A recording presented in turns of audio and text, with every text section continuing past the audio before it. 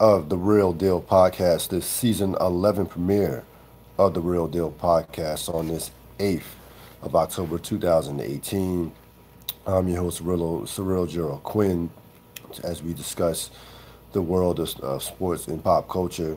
As always, we are streaming live with from YouTube. Please, when you go to my YouTube channel, Real Deal Podcast, please hit the subscribe button. I will definitely be sending out those reminders when this podcast is over and once all the audio and video has been processed. I definitely thank all you for all your support in terms of supporting the podcast, and amazingly, this is year 11 of the podcast, and we premiered in October of 2008, talking baseball, talking American League Championship Series. I believe it was at that point it was in the America. It was Tampa Bay against Boston, and looking like it's another great night for the Boston Red Sox. So from that standpoint, some things haven't changed in terms of the teams that are in the postseason. But this is year 11 for us in the podcast. The podcast has changed a lot over the course of 11 years, from doing the podcast over a cell phone to actually having computers, and actually now we have actually grown with the technology, now being able to stream live with YouTube and with Facebook, and sometimes occasionally even with Instagram. We have grown and evolved with the times, and again, thanks to you, the fans, for your support in terms of listening or viewing the podcast, and look forward to many more years of doing this podcast. Again, I don't know, year 11. I don't think I had a beard like this in 2008, but a lot of things have changed. But your support and your support and my fire and my passion to do this podcast has not changed. It's only increased over the course of time. I'm looking forward to many more podcasts. Um, the name change would I promise you we won't have another name change. I think Real Deal Podcast. We're gonna stick with that one. We've had a number of them over the course of the 11 years. Start out Saturday morning wake up call, Cyril Quinn review, 12:11 sports talk, Cyril Gerald-Quinn podcast. So, but I think we're gonna stick with this Real Deal Podcast for the foreseeable future. Right now, it has been the night of the blowouts. New Orleans all over Washington, 43-19. You had the Boston Red Sox up 14-1 against the New York Yankees, and I'm not completely shocked by, not really shocked, but by what New Orleans is doing to Washington. That is a building that we know that the Saints can explode for 40. You put 50 on anybody in that building. It's been it was set up to be this type of game. Drew Brees' night. Drew Brees breaking records, breaking the passing yards record, and still has a chance to get his 500 touchdown pass. So Washington Redskin defense, some blown coverages, sloppy play in the first half, as New Orleans is driving right now. If I'm Sean Payton, I'm taking Drew Brees out right now. I mean, this game is completely over. There's no way Washington is coming back in this game. So I expect that this will be the last drive for Drew Brees, and we'll talk about Drew Brees over the course of the program, as far as what his possible legacy is, as an all-time great, as a future Hall of Fame, which he certainly is right now. He could retire right now and be a lock for the Hall of Fame. But again, I thought Washington would play better. They've had a history in that building, playing some good games. Remember, that was the RG3 debut game where they took out New Orleans. Last year they had New Orleans on the ropes, before New Orleans scored like 19 straight points in the fourth quarter and the overtime to win that game. So they've had a history of playing decently, playing relatively well in that building. I thought New Orleans would win the game, but I thought this would be a close game. But again, it can go back quickly in that building when Drew Brees and company gets it rolling. You get a couple turnovers, and again, Washington was sloppy. Alex Smith was not good in this game at all. And you look up, it's 43-19, and but the shocker of the night has to be what's going on in the American League divisional series with what's going on with the Yankees and Red Sox. I didn't see this coming. Didn't see this coming at all. I thought the Yankees were in somewhat control of the series. I thought the Yankees after Saturday night with Boston's pitching, the state of Boston's starting pitching with David Price getting shelled once more as he is completely has been owned by the Yankees. I thought the Yankees would come home and get some of that good home cooking and be able to at least get one of these games here at Yankee Stadium. But now, I mean, Boston is set up for the rest of the series with their pitching. Um, they'll go if there is a game five. Sale will go in game five, but I think they'll probably they're looking at probably Porcello in game four. But again, this is the worst. This is what Boston can do to you. They were the best offense in baseball this year. We know they have probably the two leading MVP candidates in Martinez and Betts. We know what they can score in bunches, and that's certainly what happened in this game. As they just exploded on the Yankees and are up 14-1 again. I did not see this coming. I thought the Yankees again with the bullpen. Thought the Yankees starting pitching was in better shape. I thought this would be a close game, and I thought again this series was destined to me to go 5 games. I said it still can go five. I wouldn't be surprised if the Yankees won game four and returned this back to Boston for a game five. But I certainly did not see this coming. This edition of the Boston Massacre with the Red Sox being up 14-1, and as of right now, the Major League Baseball playoffs have gone somewhat according to plan. You had Cleveland, Milwaukee. Yeah, Cleveland, Milwaukee, and Houston all taking care of business, finishing up their series. The NL Championship Series, NLCS will start Friday with the Dodgers and Milwaukee. Milwaukee will host that series as the home team, and again, I thought that Atlanta did a good job just to get one game. Colorado does what Colorado does. Colorado's a team that never has done anything in the postseason. Thought they might get one game, but no, they ran into a hot Milwaukee team. A Milwaukee team has a great bullpen, above average, pretty good offense, and a team that's just red hot right now. They came into they've won I think like 12 straight as of right now. Again, you favor the Dodgers in that series. The Dodgers have the experience. The Dodgers have the experience. They have the better starting pitching. But again, I don't ever discount a team like Milwaukee that's hot right now. A team that has nothing to lose. Nobody expects them to do anything. I'll never discount a team of that ilk and of that magnitude. But I certainly would favor the Dodgers in that series. And as far as whoever comes out of this series in terms of the Yankees and the Red Sox, you have to favor it with Houston right now. Houston is an absolute machine. We know what they have with the starting pitching. We know their offense could just overwhelm you. And now and this is the scary part. They've fixed that bullpen to where the bullpen is actually decent right now. So right now Houston to me is the favorite. It's a clear favorite to win the whole thing. They just absolutely toyed with a good Cleveland team. I mean, Cleveland, we know Cleveland's bullpen was not what it once was, what it has been in the past couple of years. Andrew Miller, at one point might have been the best, one of the best arms out of the bullpen in all of baseball. He had he had a shaky season, had a season. But I did not expect them. Cleveland still had great starting pitching, had above average offense. There's no way I expected Houston to absolutely just toy with Cleveland the way they did. They sweep Cleveland. That game went from 2-1 to about 9-2 seemingly in about 30 seconds. And again, that Houston offense can just overwhelm you. They have great from top to bottom. That lineup, Springer is clutch. Altuve is great.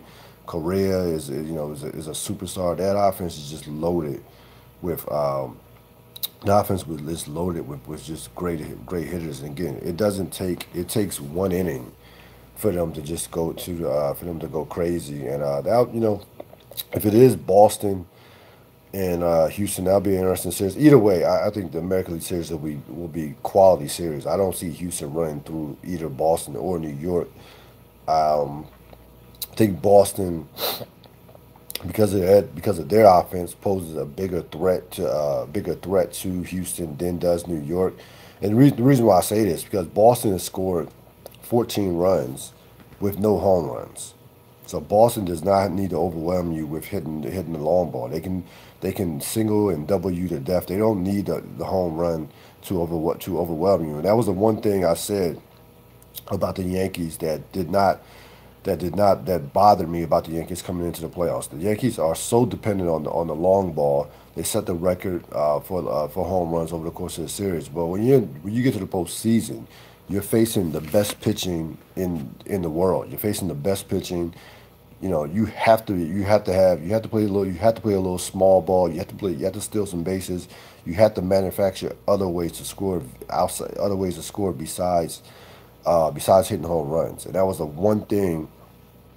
And I thought the Yankees starting pitching was okay. We know that bullpen is lights out, but we offensively, that was the one thing that concerned me, and the reason why I couldn't pick the Yankees to win the World Series, because they were going to at some point run into some great starting pitching and great pitching all around that could find holes in those home run hitters. And case in point tonight, Nathan, Evaldi, decent pitcher, not going to make anybody forget about Sandy Koufax.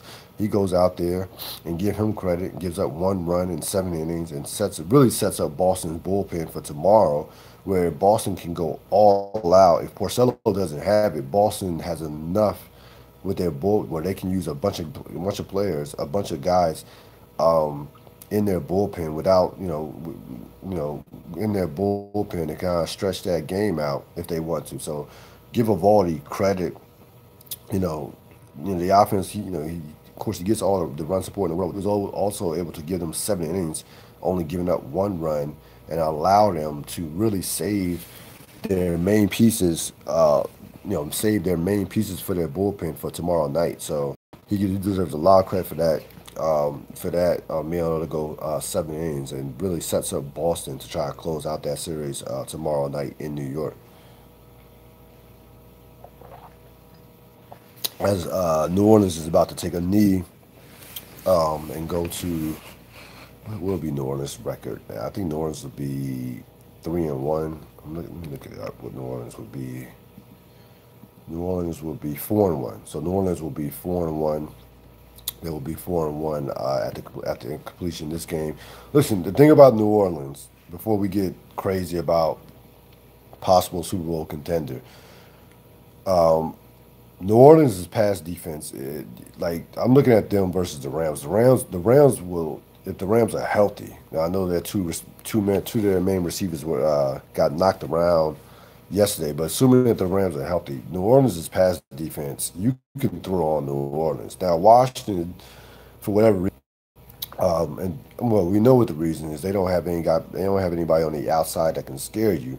New Orleans, the Rams have a bunch of people on the outside that can scare you, including the running back, who's also a great pass receiver. So that, in terms of that matchup, I'm looking at New Orleans versus some of the other top teams in the NFC, whether it be the Rams.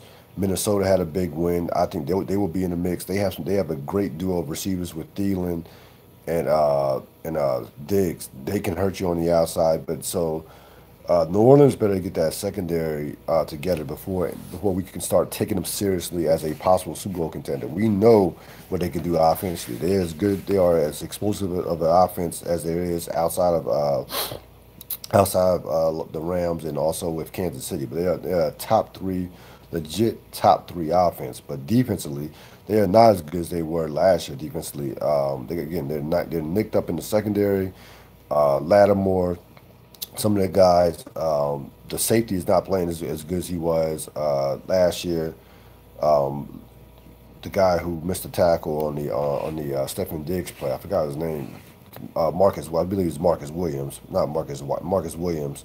He's not playing to the level that he was last season. So that secondary is not what it once was. And again, you're in the NFC with the likes of the Rams, with Minnesota.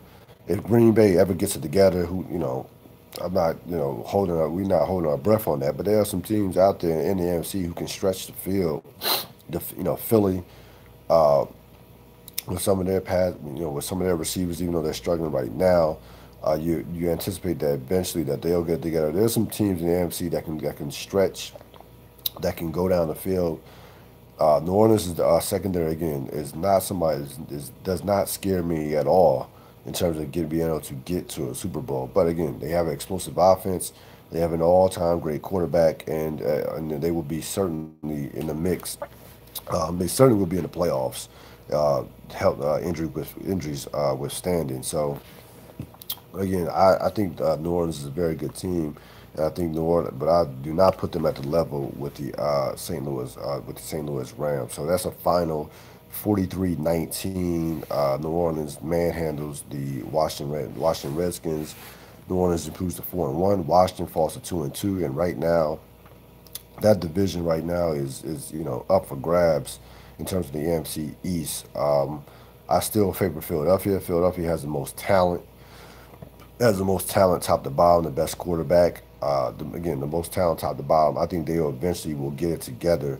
But right now, that division is struggling. Nobody's over 500. Washington, even with this loss, will still be in first place at 500 at 2-2 and they have yet to play a divisional game. So we'll see. This is their first conference loss. They lost to Indianapolis Colts, of course, in week 2 at home. So, the bottom line for Washington is you got to be able, in today's NFL, you look at the top teams right now, arguably the 3 top teams in the league. You have the Rams, Kansas City, and New Orleans. All those 3 teams, all 3 of those teams can stretch the field. You gotta be able to throw. You gotta be able to move the ball through the air. You can't sit up here and play the game in a 10-yard vacuum and 3 yards in a cloud of dust.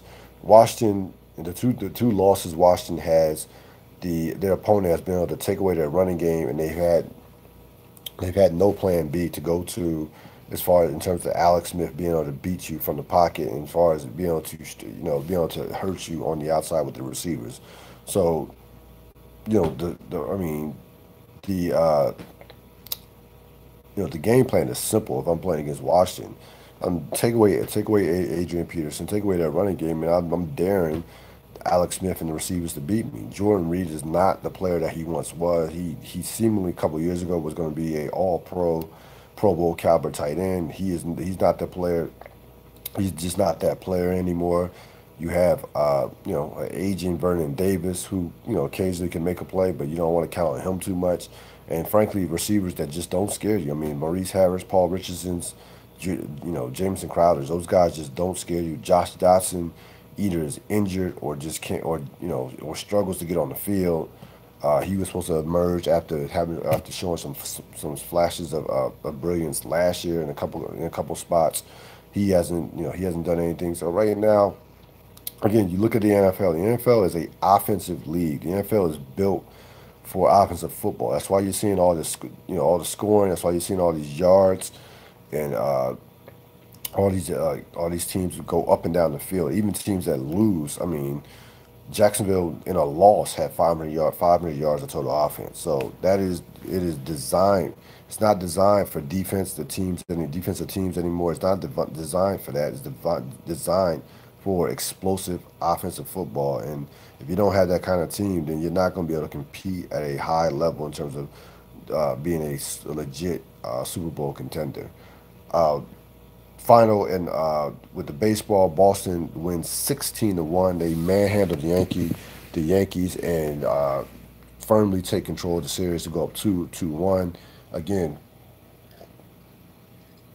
I give the Red Sox a lot of credit coming off that loss Saturday night. It seemed like you see it seemed like the Yankees had everything going for them. I thought the Yankees up until that point had even outplayed the Red Sox in the first 2 games of the series. You look at Game 1, the Red Sox had to scrape and claw just to win that game 5-4, and then the Yankees come back. The Yankees come back and just handle the Red Sox in Game 2. And I thought the Yankees were in great shape coming into this game, and at worst, will come out here. Had a chance to put a lot of pressure on the Red Sox, having had the best record in baseball, 108 wins.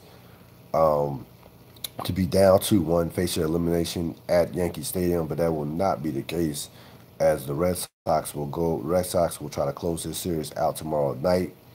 Again, the Red Sox can do this to any team with that offense. That offense over the course of this year they were the best offense in baseball.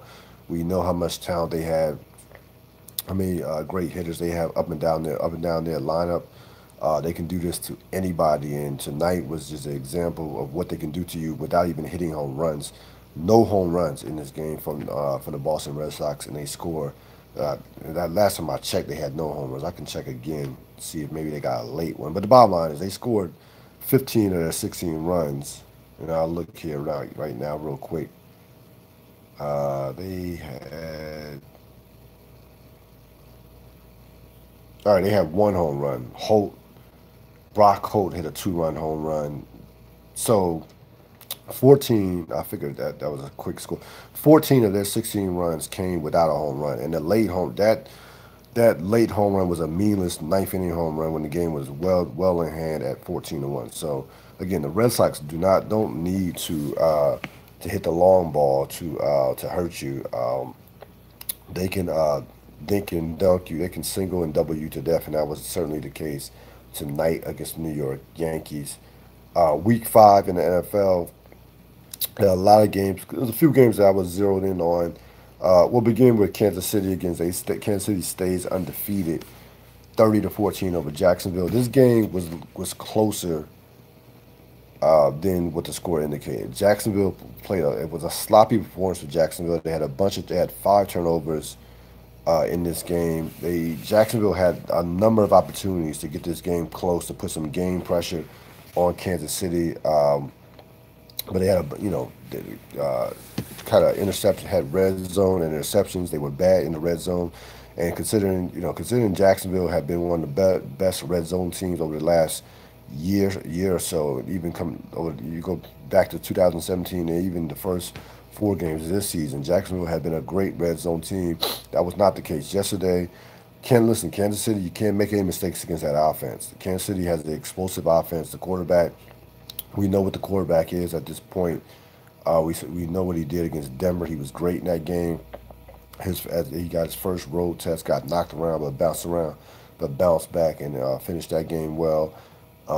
Kansas City goes to 5-0. Again, I'm going to watch Kansas City closely, especially in the second half of the season, when teams start to take away some of the gimmicks that they do, some of the trickery that they do. And again, this is different from last year. Last year, they had Alex Smith. Pat Mahomes is a much better player than Alex Smith. It's all there is to it. He scares you a lot more than Alex Smith. He's more athletic. He can throw the ball down. He can make throws that Alex Smith, frankly, just cannot make. So, from that standpoint, they are a little bit better. I still think I still think the defense does not scare you. The secondary, to me, does not scare you. Again, Bortles had almost about 430 yards passing. Mind you, Jacksonville is still missing Fournette. So again, if I'm Jacksonville, I walk out that game saying to myself, okay, October game at Kansas City. We've shown that we almost went to New England in the playoffs and should have beaten them. So I would have no fear if I'm Jacksonville going down to Kansas City late in January for a possible divisional or even AFC Championship game. Big win out of Minnesota over the Eagles, 23-21. That was the first time all season to me that the Vikings looked like the Vikings with the defense. Their defense scored a touchdown. They knocked the Wentz around. People were talking about what was wrong with the Philly offense. I don't think it was so much the Philly offense as much as how well Minnesota played defense yesterday. Defense with the pass rush. That was the first time that the pass rush got there consistently. Kirk Cousins, again, was tremendous, and Kirk Cousins has been great throughout the course of the season for the most part. Again, I know he had the one bad game against Buffalo, where I still can't explain how you'll never be able to explain to me how Buffalo came into Minnesota and embarrassed the Vikings 27-6. That's just one of those, one of those crazy September games where you just can't explain. Tampa Bay, goes to New Orleans and beats New Orleans. So certain, those some of these early games, early season games, you cannot explain in the NFL, and that was one of them. This was more like the Minnesota team that we were accustomed to seeing last year. Great defense, were able to run the ball enough, and got some great quarterback play out of Kirk Cousins, who so far has been great throughout the course of the season. He had the one blip in Buffalo. Other than that, Cousins has played on a high level. Even in a loss against the Rams, Cousins played great. Minnesota's defense just couldn't stop Los Angeles that night. But a nice feel good win for New Orleans. Excuse me, for Minnesota on the road in Philadelphia, which is never an easy place to play. I'm not concerned about the Eagles, especially in that division. Wentz is still kind of in training camp, so you got to give him another week or so. He'll be fine. Again, the Eagles. Listen, we knew the Eagles were going to take a dip from last year. They were 13-3 last year. They had a dominant. Um, the schedule this year, Super Bowl hangover. So we knew we were going to take a slight dip. But again, that division is bad right now. Division's bad. The Eagles still have the most talent, so I'm not overly concerned about how the Eagles are playing football right now. Bottom line is that offensive line is just not what it was last year. They're not running the ball as effective as they were last year. Wentz is getting hit more this year in the pocket than he was, even before the injury last year. So that offensive line is not what it was. The defensive line is not getting to the quarterback like it did last year. I thought Brandon Graham had his first sack of 2018 in this particular game. So again, not overly concerned about the Eagles. Big win for Minnesota. Steelers handle the Falcons 41-17. The Falcons are going in absolute the wrong direction. That defense right now they're like a high school defense at this point in the season. Listen, the Falcons, when you think about it, have not recovered from 28-3. Last year, even when making the playoffs, they underachieved. The offense was all screwed up. Couldn't get the ball to Julio Jones in the red zone. They have not. Again, when you really think about big picture, when it comes to the Falcons, they still have not recovered from losing the Super Bowl. It was now 2 years ago. Again, they'll be a team that will not be a threat. Won't be a threat to make the playoffs at 1-4. But they'll be the type of team that you do not want to see in December if you're trying to make the playoffs. They're gonna be that type of team because they still have a lot of talent, a lot of offensive talent. They are banged up. They're banged up on the defensive end. There's no question some of their best players, especially in that secondary. So you can move the ball at will on the Falcons. And the Steelers finally offensively look like the Steelers. Big day out of Antonio Brown. The Steelers, were able to run the ball for the first time in a couple of weeks with Connor.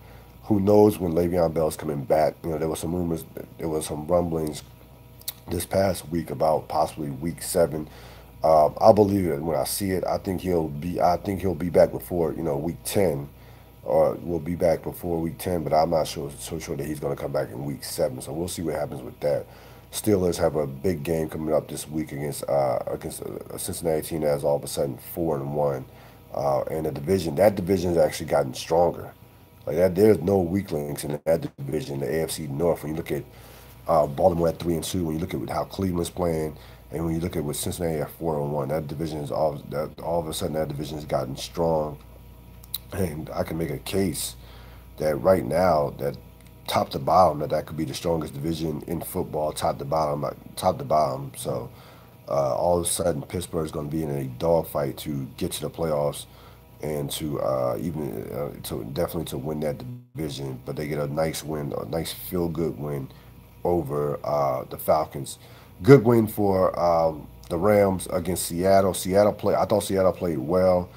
Again, these two teams it was you will certainly take, if you're the Rams or any team in the league, you certainly take those divisional wins on the road.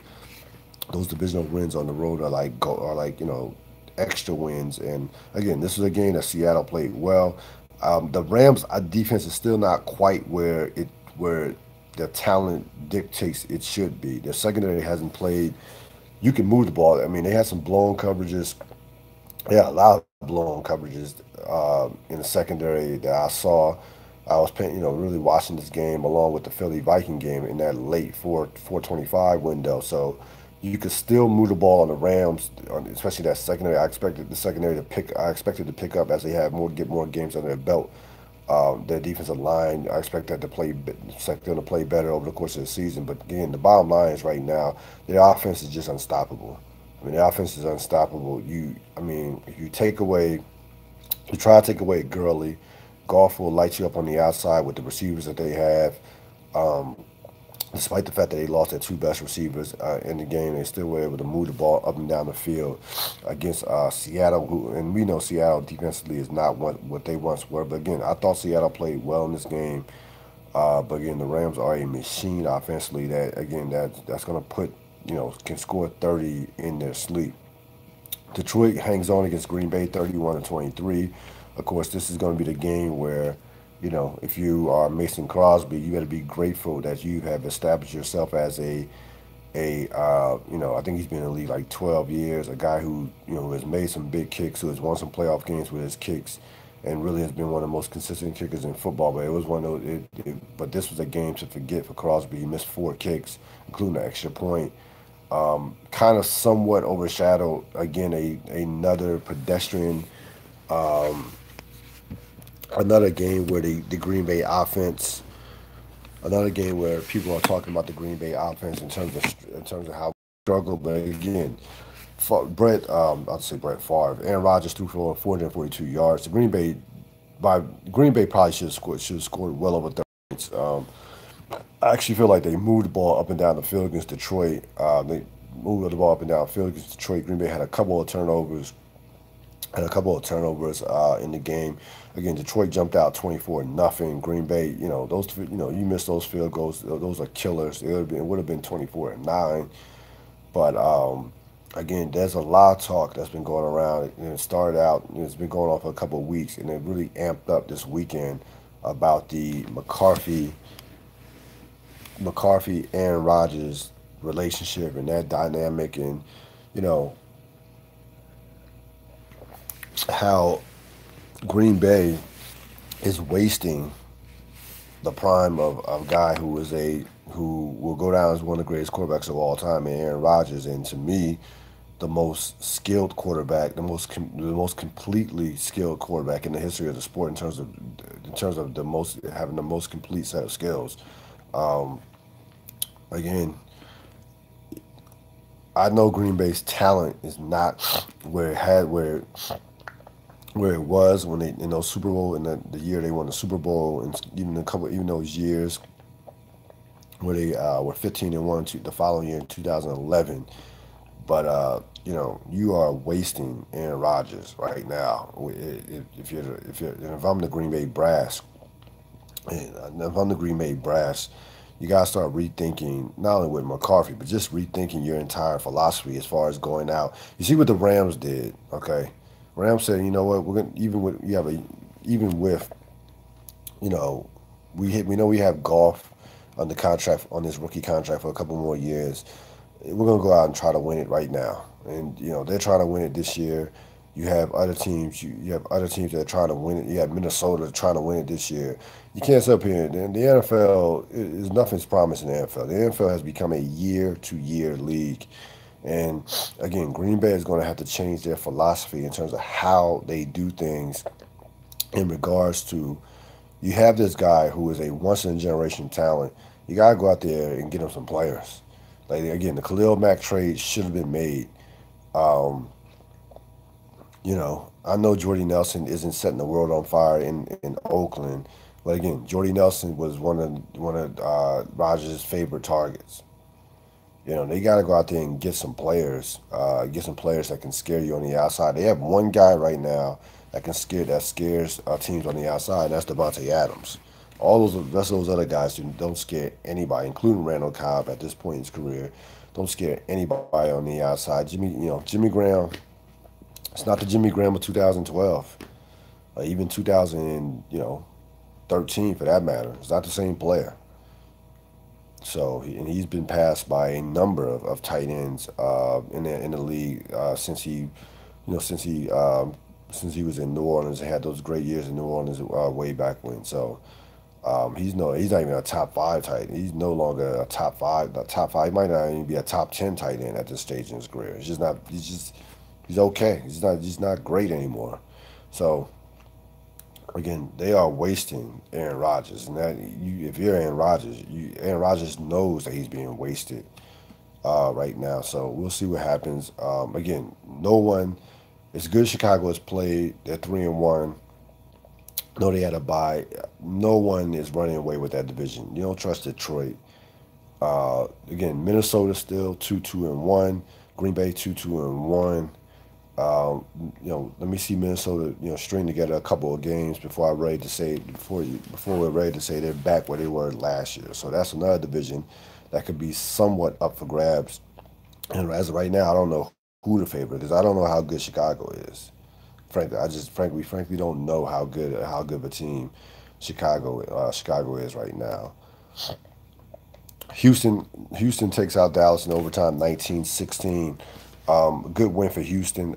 Finally, again, Deshaun Watson is starting to look like Deshaun Watson. Again, if you watched this game closely, you saw the difference between the two quarterbacks as far as a guy in Deshaun Watson who can beat you, not only can beat you from the pocket, but can beat you from a leg with his legs versus the guy in Dak Prescott who has gotten to a point to where he can't even beat you outside the pocket. There was a couple of last year, 2 years ago,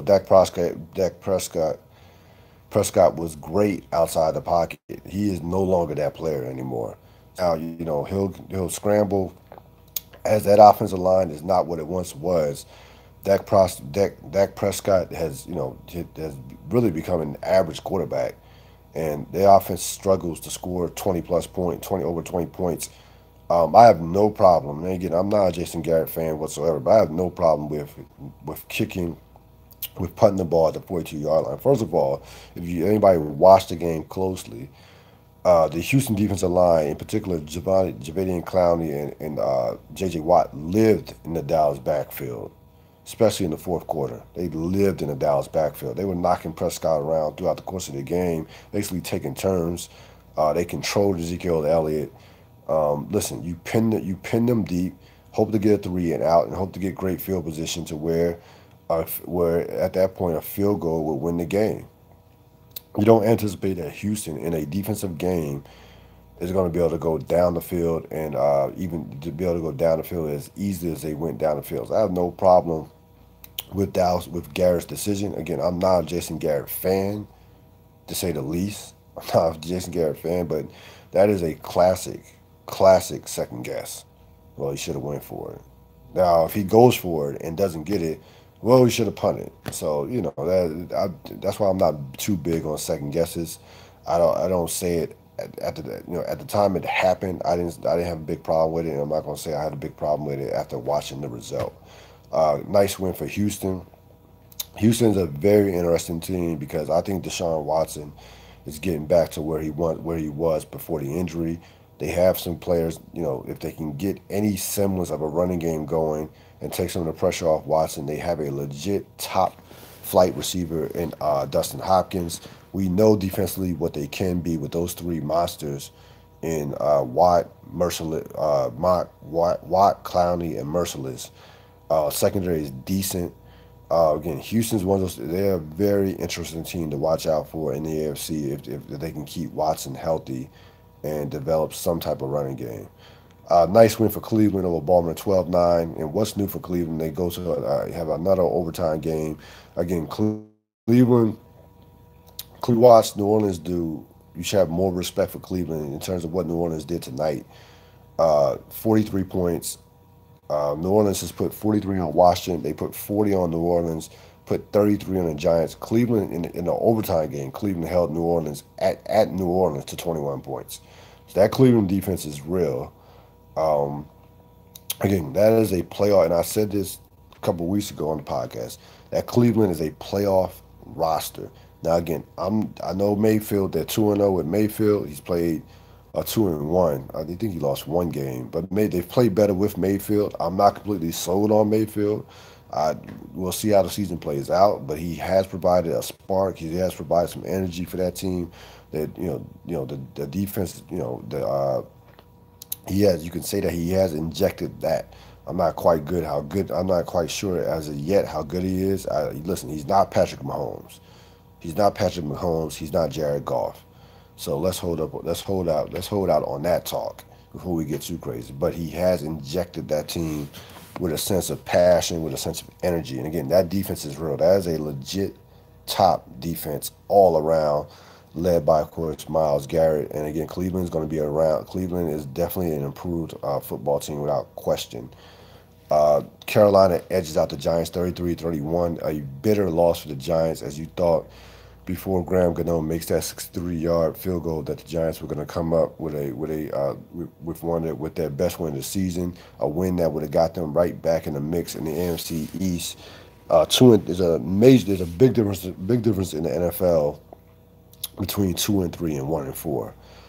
Now the Philadelphia game on Thursday night becomes a must-win game for the Giants, as far as I'm concerned. I hate using that term, but if the Giants want to be relevant this year, they're going to have to win that game, and will not be easy facing an angry Eagle team coming off a loss against Minnesota,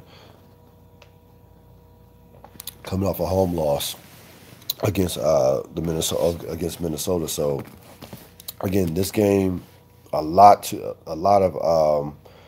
a lot to this game. Of course, it was overshadowed by one Odell Beckham Jr., the ESPN interview. And I'll say this about it. When you have a guy on your team, and again, it's gotten to a point where you can change their name from the New York Giants to the Odell Beckhams, because that team is centered. That team begins and ends with Odell Beckham, and that's a problem. You have a guy who is the epitome of a me guy, a guy who repeatedly will throw teammates, coaches, the organization under the bus. I mean, think about this for a second. They just gave this dude $95 million, made him the highest paid wide receiver in NFL history, and he's still not happy. He's still not sure he wants to play in New York. He's complaining about the cold. I mean, he threw everybody. Everybody got thrown under the bus. But this is who he is. He is the epitome of a cancer. You don't win games, you don't win championships, you don't win consistently with guys like Odell Beckham on your team. You just don't. Now, if you want to say, well, what about T.O. the year he went to Philly and they went to the Super Bowl? Remember, Philadelphia was coming off 3 straight years, right, where they were in the NFC Championship. They had an established culture. They had a franchise caliber quarterback. They had a top head coach in Andy Reid at the time. So they could gamble on a Terrell Owens, and it only worked out for a year. It worked out for 1 year. They went to the Super Bowl, and it fell apart after that. So that didn't last long. The thing about Odell Beckham is, the veteran players will just ignore him, a la Eli Manning. Those guys, the Eli Mannings, Olivier Vernon, some of those guys who have been around the league 5 years or more, they'll ignore him. It's the younger players that concerns you. It's the Sterling Shepards, the Saquon Barkleys. You see Sterling Shepard on the sideline, hitting the Gatorade, hitting the Gatorade bottle, the Gatorade bucket. Who does that remind you of? Okay. So the new guys who come into that locker room, drafted, free agent or otherwise, they are taking his cue. And taking the cue of a guy who lacks accountability, who lacks leadership skills, who lacks any sort of self-awareness. That's how you lose football games, and that's one of the reasons why the Giants are 1-4. Now the Giants, let's be honest, minus the Odell Beckham nonsense, the Giants are just not a very good football team. They don't get to the court. They don't rush the pass. They don't rush the passer anymore. The offensive line is mediocre. They have an aging quarterback who's not awful, but he's still an aging quarterback. His best days are still behind him. I'm not sure. No, I'm not. I'm not on. I'm not sold on Shermer as a head coach. So the Giants, but again, the Giants are in clear are a team or franchise that is clearly in transition. But again, when you have one guy, a non-quarterback at that, who dictates your locker room, and everything runs through him. It's all about him, and he's at the point where it's not. He he wants to be LeBron, like he wants to be one of these transcendent athletes. And how you do that, because it's not enough putting up big numbers in the NFL, because you still have a face mask, you still have a helmet on. How you do that is you say things and do things to generate attention, to generate. It's not even about whether or not the team wins or loses. It's about, did Odell put up numbers? How's Odell feel now? What is Odell thinking? It's all about him. So there's no such thing as bad publicity when it comes to Odell Beckham, because as long as we're talking about him, as long as he's you know trending on Twitter, that's what he wants. And when you have your star player who's driving that locker room, you're not winning football games that way. You're just not.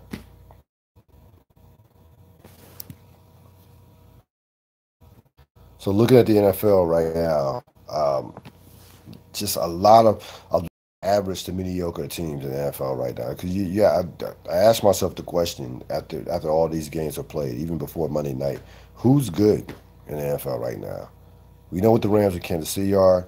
We know the Saints can score. Not necessarily sold on Carolina. Green Bay, Minnesota, who knows what direction they're heading in. The NFC East is a mess.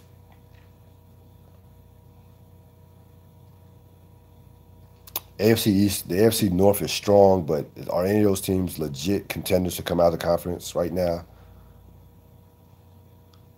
New England, New England will be fine. They'll be right there at the end as far as competing, as far as a team that can get to the Super Bowl. But are they? They're not what they once were.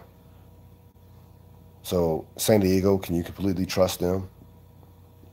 Denver has come back down to earth. We know Miami, even at three. Miami's not very good at 3-2.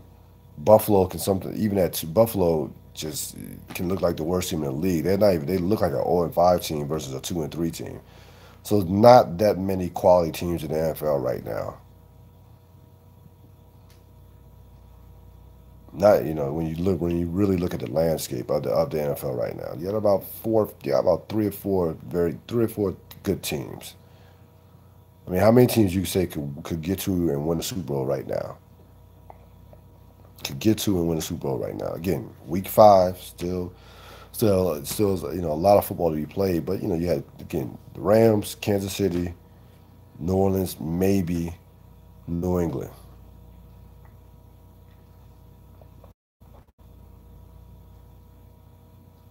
As far as the college football goes, again, Notre Dame basically is in their own destiny. They still have some tough games left. Um, Florida State is not again. Florida State blew the league against Miami. Florida State is not a total disaster that they looked after the first 2 weeks. Florida State, that tricky game with Notre Dame in late November. USC, always a rivalry game. Pittsburgh coming up this week.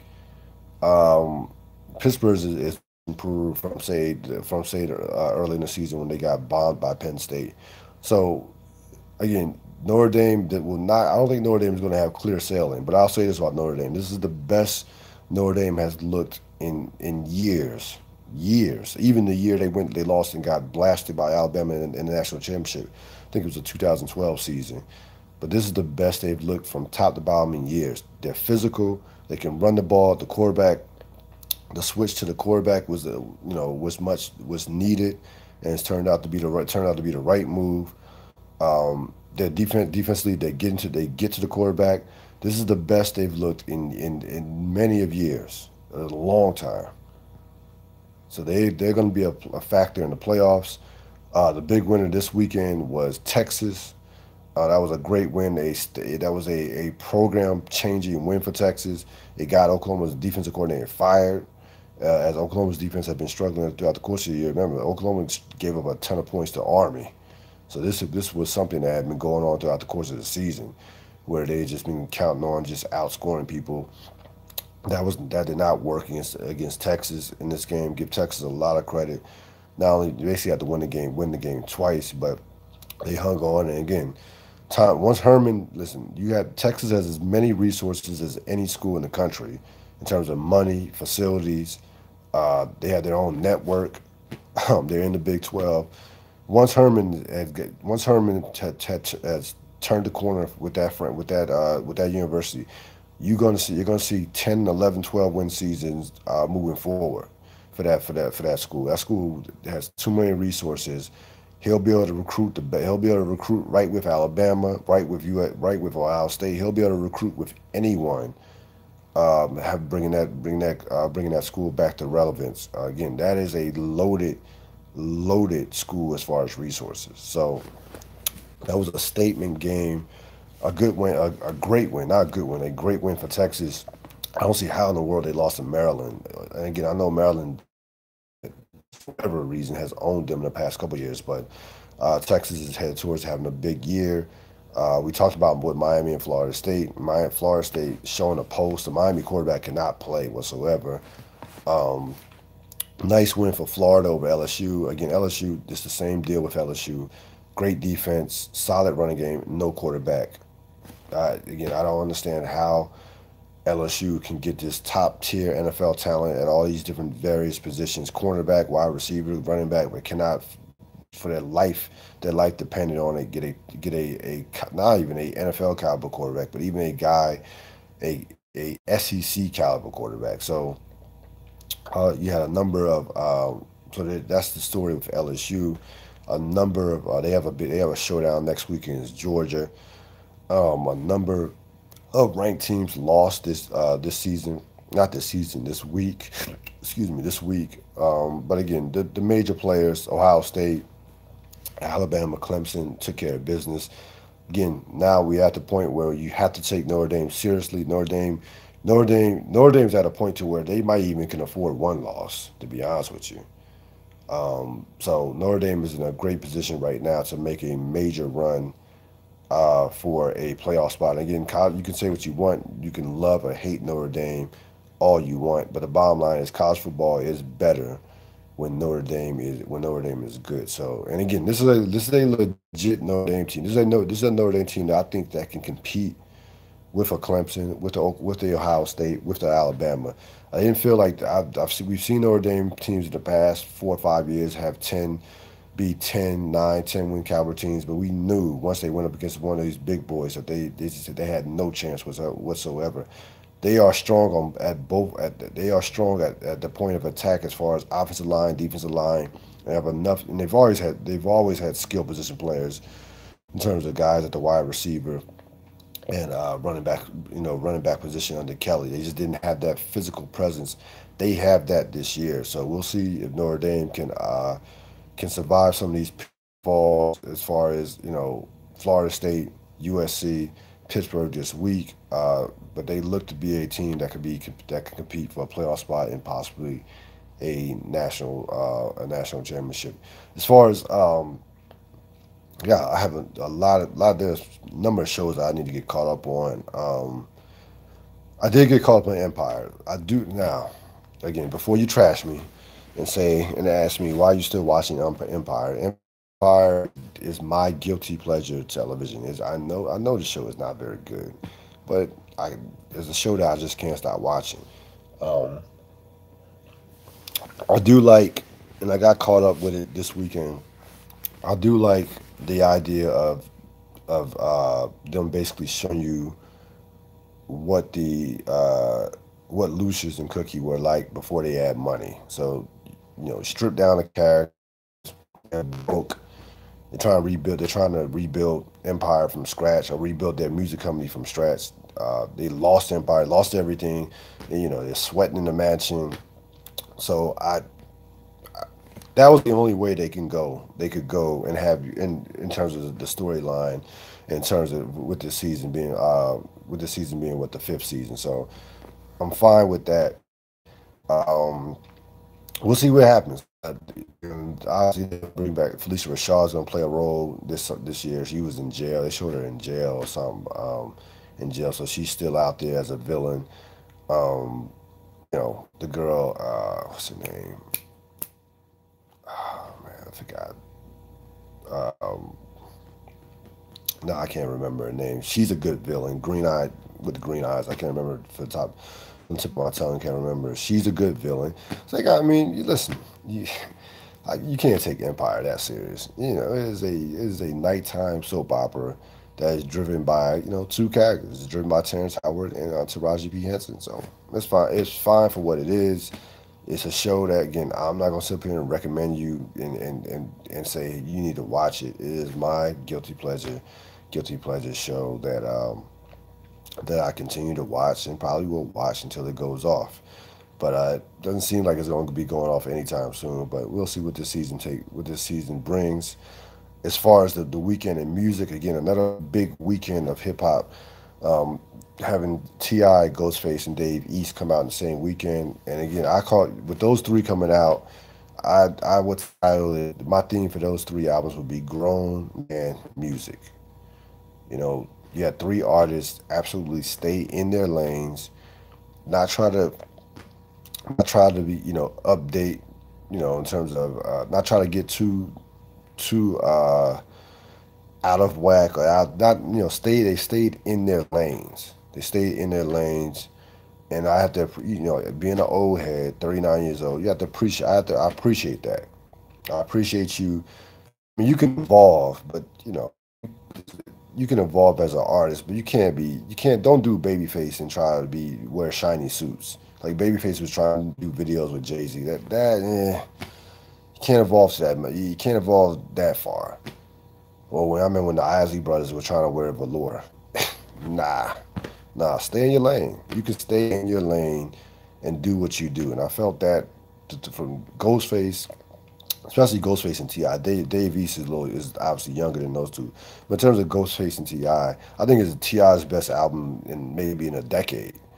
Ghostface getting back to being Ghostface. So again, this is gonna go down as a historic year in hip hop. I really believe that because there's nothing but quality and nothing but quality albums have been coming out since January, since the start of the year. So it continues to do so. Um, It'll probably be Quavo's coming out soon. Kanye will be out in November and around Thanksgiving. So Nas might come out again before the year's over. But even if nobody else came out for the rest of the year, it would still be a great year of music in terms of hip hop and where the rap game stands right now. That's going to wrap it up for this latest edition of the Real Deal Podcast. Remember, subscribe when you go to Real Deal Podcast at my YouTube channel. Hit that subscribe button. I appreciate you. I appreciate all your support. Thanks for listening. Remember, this is the Real Deal Podcast with no apology. Thanks for listening. I'm out.